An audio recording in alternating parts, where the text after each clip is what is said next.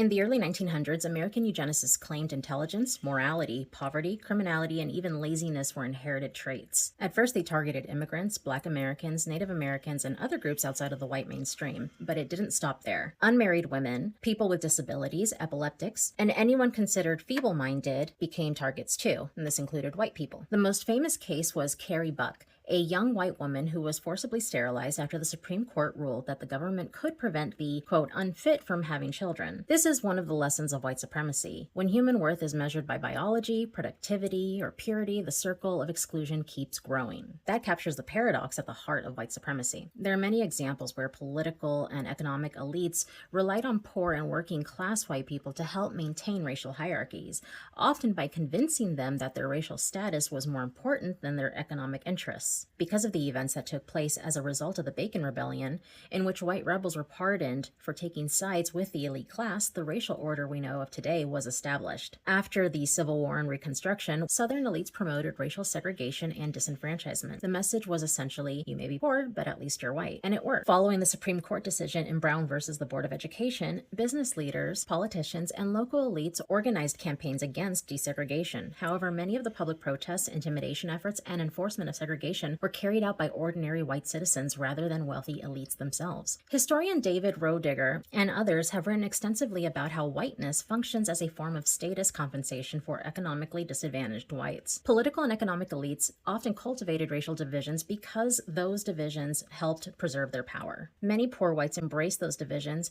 because whiteness provided social advantages and a sense of status even when they lacked wealth or political influence. They received what Du Bois called a psychological wage, the status of being white in a society organized around white supremacy. But history shows that white supremacy doesn't stop at race, and genetics are more critically examined when the superior group starts using biology to rank its own members. Then the lines of worth keep narrowing, and the hierarchy turns inward.